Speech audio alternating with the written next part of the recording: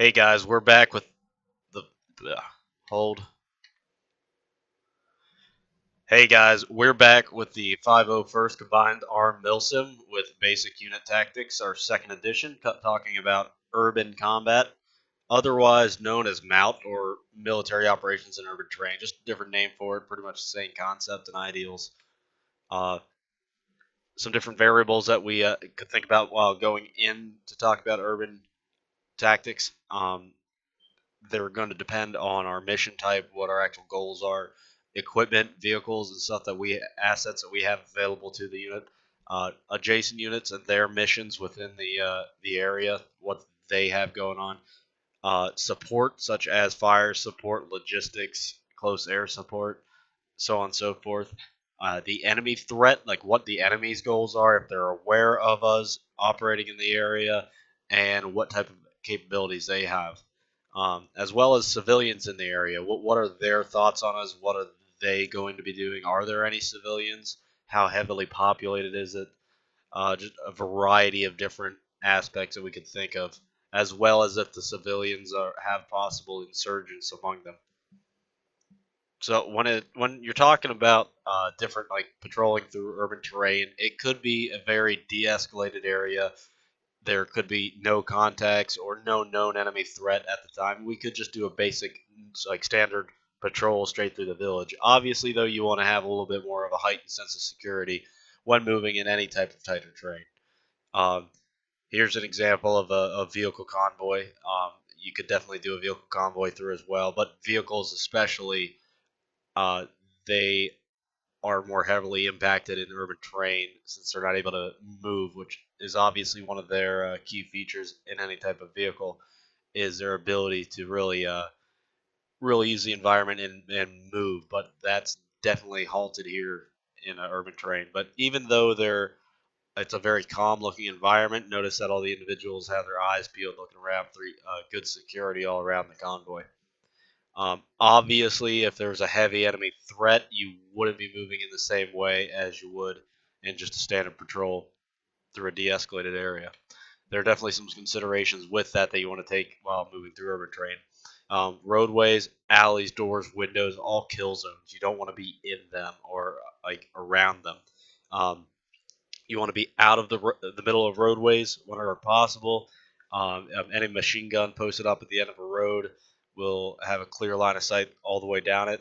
Same with alleys; they can easily be used to conceal enemy troops moving, and you could walk right into them. You want to keep an eye out for that. Same with doors and windows; they're kill zones. You don't want to be in front or standing in front of an open doorway or window in case there's an enemy down the hall. Rooftops especially. This is one aspect that you don't have as much, like walking in some type of rural terrain. Um, you want to keep an eye. Somebody should always be posted watching rooftops, making sure nobody pops up or tosses a grenade on top of your guys. There are tons of blind spots in urban areas, little hiding holes in places. Murder holes, especially, are any type of like wall or small opening that somebody could be behind with a gun shooting down a long stretch. So you may not even know where shots are coming from if they're using murder holes or keyholes of some sort. There are various types of urban areas. Obviously, it could be anything from a single building that's even just a single shack in the middle of nowhere. Small compounds, industrial compounds or facilities such as warehouses, plants, factories, etc. Villages, towns, which are more medium-sized urban areas, but they could control like routes of roadways or intersections. Cities themselves, huge sprawling urban areas, and even military bases or defensive positions could also consist of urban areas, and we'll use similar tactics in approaching them. Now, when talking about the initial approach to the civilian area, that's when you really need to know if like what your goals are and what the enemy positions are. You want as much intel as possible going into it. Maybe the enemy is just located at a certain spot in the village. Maybe they're spread out all across. Maybe there's no enemy at all. But then you want to judge that and approach it in different ways. Um, you want to attempt to spot enemies as fast as you can and like identify enemy movement. You want to know where your objectives are and really how the best route it is to push into that urban area to get to the objectives. You want to know where your friendly units are going to be moving around in that village and what their goals and phase lines are going to be. Um, what supporting aspects, obviously, that you and the enemy might have, whether the enemy has mortar support or such, you don't know. Terrain and obstacles, you want to be aware of the terrain and obstacles in between you and your objectives in the village, what the best route to push up and clear out the immediate area is going to be. And obviously, if there's like any mine or IED threat, those definitely count as heavy obstacles that you want to take into consideration. So let's talk small to start out with. Let's say there's just a small house that your squad wants to clear. The squad leader is going to go ahead and designate teams as Overwatch, maybe one as rear security. It depends the situation, and designates that Team 1 and Team 3 to provide security on the house as Team 2 moves up to clear it. And then the team leaders in Team 1 and 3 are going to go ahead and make sure that their machine gunners are set up, observing the house, and they have a good lane of fire. Once everybody's set, team leaders say they're set. Squad leader's going to give the command for that Team 2 to go ahead and push up towards the house. As it nears the house, the other two squads are going to shift their fires away from the house if they are currently engaging, but that way they're not firing overhead of Team 2. Less accidents that way. Team 2 is going to near the house, and notice that the point man of Team 2 in the wedge formation is keeping his eyes straight on that door, making sure nobody comes out of it. As they're approaching, that team leader is going to signal out which door he wants his team to go through. Like that door on the right is the one that the team leader has chosen to do so. That second man, he's going to watch past the door on the right, make sure nobody enemies pop around the corner. Three man's going to either watch the corner on the left or the building itself, while the four man watches off to the far left. That way, there's a good spread of security. All the guns are to the front, ready to react if need be. They're going to go ahead and near the house. As they near the house, their formation starts to collapse into a more of a line, since they're not going to be able to be as spread out. They're going to near the door and go into a stack. This is a position that they do not want to be in for a long period of time, so they should already have everything planned out and know what they're going to do. That first man tosses open the door, and at this point, they would have already known what type of room clearing they're going to do. Their two primary forms of clearing is the rush or the pie. There are a little bit of differences between the two, and also if you're using a grenade or not with those different forms of clearing. The rush is best used if like there's known hostiles in a building, and you're going to use that grenade in conjunction with that. Toss the grenade in, blow it up, shock and awe. Hopefully, it'll kill all the enemies in it. If not, when you once you guys rush in and clear the area, then it will definitely be clear. So two man's in charge of tossing the grenade, while one man has security on the door. Let's one man know that he's about to toss a grenade. Grenade's in. Boom. Hopefully the enemies are dead. From that point, they're going to push in left or right. The first man chooses the direction that he's going, and then the two man's going to go the opposite direction.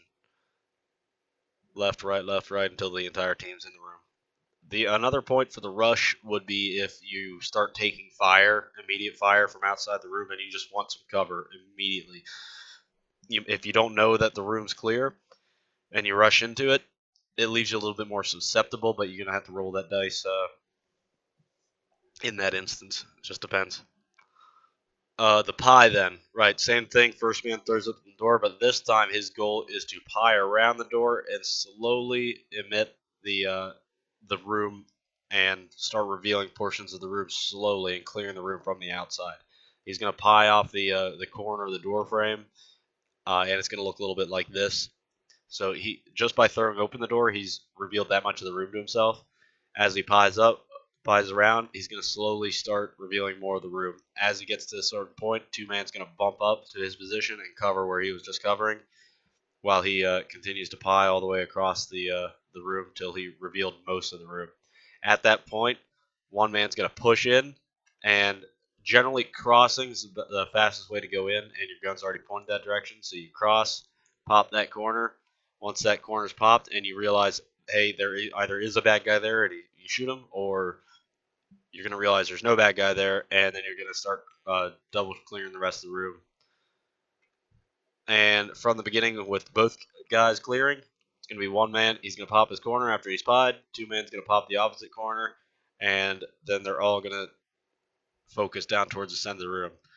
3 and 4 man go in opposite directions, and they double check that 1 and 2 man are not dead, and then their immediate target is the far end of the room, and it gets this nice crossfire going. All your guns aimed across. Nobody is standing in the center of the room at this time.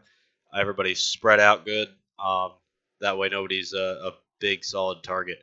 You want to move along the walls at all times. That way, you're not becoming a threat. You're not getting in the way of your friendlies, and it's less likely for you to take fire. Bullets are mainly traveling through the center of the room. Call room clear once it's clear. Then the team leader will make sure everybody's up and call into the squad leader that the room's clear, and if there are any casualties, we'll report that to the squad leader. Double check everybody, immediately establishing security. That 4 man turns around and watches that door. The 3 man could also watch the door as well, getting that crossfire going if need be. And then you basically want to spread everybody out, watching all the windows as best as possible. So that's a small one room. Moving up to something a little bit bigger scale idea. Say we have a platoon of guys, 3 squads available, and you're trying to clear out a village. We'll go ahead and assume at this time that it's completely hostile. You want to attempt to identify terrain features and find a good location to have some type of support by fire position. On this one, we've identified support by fire 1 as this hilltop. One squad set up to be the support by fire position, another squad's setting up to be the movement squad, and the third squad set it up to be the rear security, making sure nobody's moving behind them and flanking them.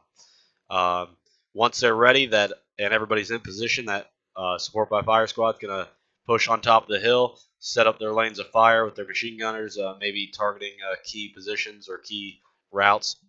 They have their limits of fire on the left and right, making sure that nobody's really shooting past those points, especially if they don't need to be. Once that all teams are in position and everybody's ready to move, that support by fire position is going to go ahead and be given the command to engage. You can use machine guns, rifle fire, mortars if they have them, and their 40 millimeter grenade launchers from their team leaders to attempt to lay down fire and suppression onto the enemy positions. Once fire superiority is established, the movement team is going to go ahead and be given the command to go ahead and advance. They'll use smoke, maybe use call in some mortar artillery smoke if need be to attempt to mask their movement. Another idea is also to have a smoke popped in a false position to confuse the enemy, think they're advancing from that direction.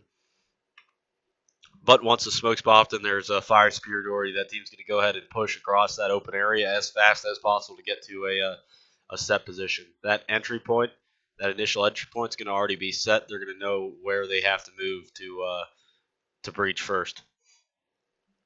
Once they have pushed past a certain point in the open area and getting too close to that machine gun fire, the machine gunners are going to be given the command to shift their fires away from the enemy advance. Shift fires is the command, and it's basically keeping up that same rate of suppression, but that area is about to have friendlies on it, so you don't want to accidentally shoot a friendly position. The friendlies are generally going to have some type of plan on to what buildings to clear, and that initial squad is going to attempt to secure a breach, bound building to building, and secure a set number of buildings. Once they're set, they're going to also start picking up fire, attempting to lock down that little beachhead, that initial breaching point, while the support by fire position is still engaging, but shifted fires even more once friendlies are moving up. Communication is key for this portion. That way, you're making sure no friendlies are shooting on buildings that have friendlies in them. From that point, that reserved squad, that rear security, is going to go ahead and push up and link up with that first squad that pushed in and cleared. Once they push up, they can go either direction, or they can go deeper into the town as need be, and secure more houses. So say the squads are spread out among a good group of houses and have fire superiority there, that a support by fire squad will then move up and join them as well, and then assist in clearing buildings and using support by fire. They could also have vehicle assistance as well, or they could have vehicles at the support by fire position, or they could have multiple support by fire positions as needed. And obviously, you want to attempt to establish strong points and new support by fire positions inside the town once you're starting to clear. So let's go down scale a little bit more and talk about moving through a building. So say that first squad pushed in, that first team has established a strong point in this first room of this first building. Maybe the rest of the squad's outside providing security around the building. So same thing, like you pushed in, we cleared this room. You only really need 2 people to clear rooms at this point, but it's good to keep the team still close together. So same deal, you're going to pie around uh, and call out anything that they see in the room. They've called out the open door on the far right. That's a center fed room. They're currently going into this corner fed room. Um, so same thing, they just pied across. They pushed in, they cleared their corners, and then they're clearing the center of the room. Notice that the first guy, he didn't push past that doorway though. That way he's not as likely to get shot from around the corner. You can clear the room without moving in front of that danger area. You want to try to stay out of that danger area as best as possible. Sometimes you're going to have to still push across, but you want to push across as fast as you can. Notice that he's already revealed that much of the room, and he's going to stay put as that other guy goes ahead and pushes up to the doorway. Then once the room is called clear, the other guys are going to regroup on them and push into the room. That one man's going to then regroup on the 2-man, and he's going to become the 2-man as the 2-man gets ready to pie. Once he pushes up on him, he'll tell him, I'm on you, and he'll know that he's ready to go ahead and start pieing. Pies across the room, calls out that door on the right. He's set, and then he shoots across, clearing his corner. Everybody clears a corner, calls room clear. The rest of the guys are going to go ahead and file into the room, hold for security, and they're going to go ahead and pie around. You notice it's a hallway, so he called it out hallway. Everybody knows at this point that they're going to do something differently. So to push in the hallway, they basically want to spread out in the hallway and establish security on all sides. As many guns down both sides as possible. It's also good for streets, exiting buildings, and alleyways and such. So it's pretty simple. They're going to shoot across to the close sides, left, right, and then shoot across to the far sides, filling up that hallway. Once the hallway is called clear, they're going to go ahead and go into what's known as an inverted V formation, or a V formation. And it pretty much has so that the guys can cross fires left and right, revealing the positions more openly on the other side of the hallway. Like that hallway that's intersecting is more revealed to the guy on the right than it is the guy on the left. And then that middleman, who's usually going to be the team leader, will aim all the way down the hallway, watching the far side, and then one guy obviously watching the rear. They're going to move up together. Now, say they come across this intersecting hallway. Guy closest to it's going to go ahead and pop the hallway and clear it. He sees it's clear. Then they're going to just kind of pretty much push together, bump down and bump across until they're crossed. There's always a gun facing down the hallway, always a gun facing the rear, always a gun facing forward. Now, say they want to go down this hallway. It's pretty much a similar concept. The left and right man cover each other as the left man pops it. One man, or the middle man's always watching down the hallway. But instead, they're just going to kind of wheel it around towards the hallway, slowly shifting their guns. That way, they're still maintaining that 360 security, and then push down the hallway. Now, if you come across into the intersection, you could either rotate like that, or you could do the spread to corners, like you did coming out or exiting the doorway, where the first 2 just pop the corner, the second 2 push past. And then they reform the formation and move the direction that they want to. Now say they're pushing into this room, which is a center fed room, but it has a little bit more obstacles into it. So same thing, pie, bump up, called out the dead space on the left. Notice that there's a small short wall there that will hide some of that room. So he can only see some of it, but he called it out before going in. That way everybody in the team knows. They push in, and notice that both of them kind of are keeping an eye on that dead space, while the far guy slowly kind of pies around and he clears it. But that second man's keeping an eye out and watching him. They notice there's a small room inside this room, and they're going to go clear it. You don't really need many people. Sometimes you can also pop it on one, but you always want your buddy watching it. These guys are going to do a double pop. So one guy is generally it's best to do this with the first guy kneeling and the second guy standing. That way you got both guns facing into the hallway and they can both see very clearly. Then they can pie around or pop into that room. And it's clear. Stairs. All right, stairs is a very delicate procedure that you want to be pretty careful while going into. There are a few different ways to do stairs, but I generally recommend that first man going up the stair, he goes up a little bit, and then if there is an overhead, some way for the enemy to like look down on you from the rear, that first man like sweeps around and clears the overhead as everybody in the formation below kind of keeps 360 security and watches past him. Okay, so say the building's clear, both floors are clear, and the fire team's getting ready to exit the building. Maybe they got the rest of the squad in it with it, and they're giving the order to push to a different one. Or they just want to leave out. Maybe they're done with the mission, they're going back on patrol. So they pretty much just stack on the door, cross stack if possible. That way they're crossing lines of fire. Then they'll cross out to either side of the door and go ahead and do that crossed X just like they did in the hallway. Get nice and spread out. Usually take a knee or hit the prone. That way they're less of a target.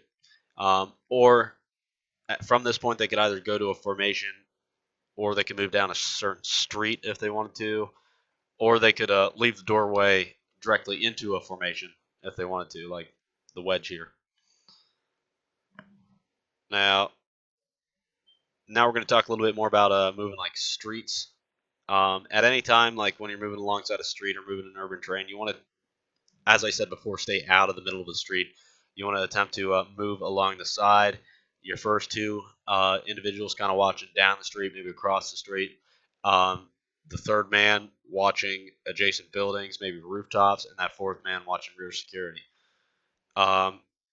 Now, when you come to like an intersecting street, you definitely want to call out anything. So you're calling out street left to the team leader. Team leader acknowledges that, and one way to handle that situation is bumping past the street. So that first man goes ahead and he pies around and he clears that street as normal. But then they begin bumping, where the next man in line will then bump him, maybe saying on you or acknowledging, hey, like I got security here. Then that other man will sprint across that danger area while the next man takes up the position of security. He wants to push past and push down, watching the far end or the front of the formation, since somebody is also already watching down the street. Next guy's going to go ahead and give him an on you or set, and he's going to bump down to that next security area, so on and so forth. On you, he's going to be set, bump down, and then once the last man notices that he has security, he's going to go ahead and move across, and they're going to kind of resume the formation, letting him know that the last man is set up. The bumping is better for large formations, like a squad plus, or whenever bumping. That way they maintain their same positions. Each team doesn't have to switch up. They'll stay in the same position as they're moving across, and it's limited noise. It's easy to do, and it's pretty simple. You could use this like when bumping across a roadway or any type of danger area. The other form is bounding. A little bit more intricate, a little bit more information needed. So same thing. First man's going to clear the corner, but then the team leader or squad leader will command 2-3 men bound across, and they'll both move together, bound across, set up position, and then the next two will move once they call it set. Moving, set, formation reformed, start continue moving down the street. So there, it switched up the positions within the fire team. So if the machine gunner got switched up, they may want to reestablish that as need be. Um, Another big thing is moving with vehicles. You don't necessarily want to be right on top of a vehicle. You want a good bit of dispersion from it. They're good at taking rockets or potential IEDs. Um, so you want to attempt to have enough dispersion away from the vehicle not to get hit by that rocket blast. You also don't want to be in front or behind a vehicle in case it has to do a rapid withdraw from a position. That would be a hell of a thing to get ran over by a friendly vehicle. So never, you don't really want to be trailing up behind vehicles like they do in the movies, unless it's in like a very open area and they are they are 100% aware of friendlies moving behind them. Um, Vehicles can be used to cover down streets as you move up. They can be used to help you clear corners as need be. It just depends the situation. Um, Another thing to keep in mind is generally like vehicles and infantry have to be able to work together, especially when in urban terrains. They're great at covering long distances or providing some type of support fires as needed, but they're not very good at clearing very close. So infantry kind of works as their eyes, their ears, and as a mask to clear out the small blind areas around the vehicle, while the vehicles can provide heavy fire down roads and streets and engage entire buildings if needed. So they're going to have to work together and communicate as needed to get the best output. So, but that's all I really have right now on urban tactics. So hope you guys have enjoyed. If you have any questions, go ahead and feel free to contact me. The PowerPoint will also be posted so that you guys can reference that as needed. But thanks for watching. Hope you guys enjoyed.